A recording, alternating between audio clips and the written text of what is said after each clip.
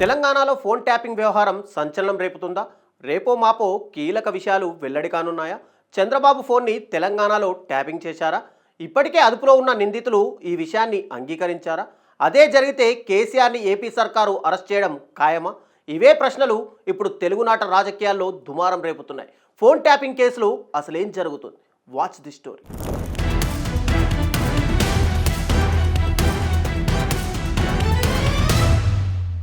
తెలంగాణలో phone tapping కేసులో సంచలన విషయాలు వెలుగులోకి వస్తున్నాయి.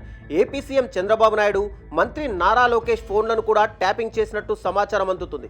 ఈ కేసులో ప్రధాన నిందితుడు ఎస్ఐబి మాజీ ఓఎస్డీ ప్రభాకర్ రావును ప్రస్తుతం సిట్ అధికారులు విచారిస్తున్నారు. ఈ క్రమంలోనే ఫోన్ ట్యాపింగ్ కేసులో కీలక విషయాలు ఒక్కొక్కటిగా వెలుగులోకి వస్తున్నాయి. బీఆర్ఎస్ హయాంలో కేవలం తెలంగాణలో కాంగ్రెస్, బీజేపీ నేతలు, న్యాయమూర్తులు, వ్యాపారవేత్తలు, సినిమా వాళ్ళ ఫోన్లు మాత్రమే కాదు, ఏపీలో అప్పటి ప్రతిపక్ష నేత చంద్రబాబు, లోకేష్, అచ్చెన్నాయుడు ఫోన్లను సైతం ట్యాపింగ్ చేసినట్లు వార్తలు వస్తున్నాయి. చంద్రబాబు, లోకేష్లకు సన్నిహితంగా ఉండే మరో 3 ఫోన్లు కూడా ఆ లిస్టులో ఉన్నట్టు తెలుస్తోంది.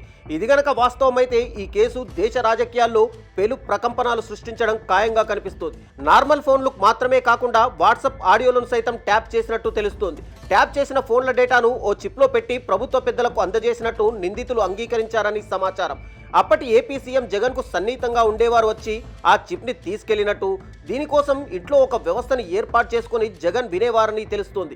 ఈ కేసులో ప్రధాన నిందితుడు ఎస్ఐబి మాజీ ఓఎస్డీ ప్రభాకర్ రావును సిట్ అధికారులు విచారించగా టీడీపీ ముఖ్య నేతల ఫోన్లను ట్యాపింగ్ చేసినట్టు ప్రభాకర్ రావు ఒప్పుకున్నట్టు తెలుస్తోంది. ఏపీ మాజీ సీఎం జగన్కు మేలు చేకూర్చే ఉద్దేశంతోనే ఫోన్లు ట్యాప్ చేసినట్టు సమాచారం. విదేశాల నుంచి కొనుగోలు చేసిన ప్రత్యేక పరికరం ద్వారా ఫోన్లను ట్యాపింగ్ చేసినట్టు తెలుస్తోంది. అయితే ఫోన్ ట్యాపింగ్లో కేవలం చంద్రబాబు, లోకేష్ మాత్రమే కాకుండా కాంగ్రెస్, బీజేపీలోని ముఖ్య నేతల ఫోన్లను కూడా ట్యాపింగ్ చేసినట్టు సమాచారం అందుతుంది. ఈ క్రమంలో ఇప్పటికే ఈ కేసులో ప్రధాన నిందితుడు ఉన్న ఎస్ఐబి మాజీ ఓఎస్డీ ప్రభాకర్ రావును మరింత లోతుగా విచారణ జరిపేందుకు సిట్ అధికారులు సమాయత్తమవుతున్నారు. 2023 ఎన్నికల్లో బీఆర్ఎస్ ఓడిపోయిన తర్వాత ప్రభాకర్ రావు తన పదవికి రాజీనామా చేశారు. ఆ తర్వాత ఎస్ఐబి కార్యాలయం నుంచి హార్డ్ డిస్కులు అదృశ్యం కావడం కలకలం రేపింది. ఈ కేసులో విచారణను వేగవంతం చేయడానికి ప్రభాకర్ రావు, మరో ప్రధాన నిందితుడు డీఎస్పీ ప్రణీత్ రావులను సిట్ అధికారులు కలిపి విచారించే అవకాశం ఉన్నట్టు సమాచారం. ఇక ఇప్పటికే ఈ కేసులో దాదాపు 600 మంది బాధితుల జాబితాను సిట్ సిద్ధం చేసినట్టు సమాచారం అందుతుంది. ఒకవేళ ఫోన్ ట్యాప్ చేసింది వాస్తవమే అయితే బీఆర్ఎస్ కీలక నేతలకు కష్టాలు మొదలవడం ఖాయమని సమాచారం. కేసీఆర్ చెప్పినట్టుగా తాము చేశామని నిందితులు వాంగ్మూలం ఇచ్చినట్టు తెలుస్తోంది.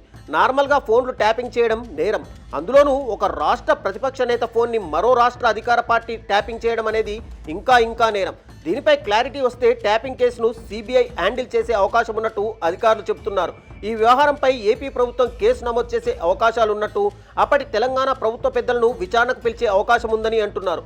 అదే గనక జరిగితే దేశవ్యాప్తంగా తెలంగాణ ఫోన్ ట్యాపింగ్ కేసు పెను ప్రకంపనలు సృష్టించబోతుంది. మొత్తానికి ఫోన్ ట్యాపింగ్ గురించి ఇంకెన్ని కొత్త విషయాలు బయటకు వస్తాయో చూడాలి మరి.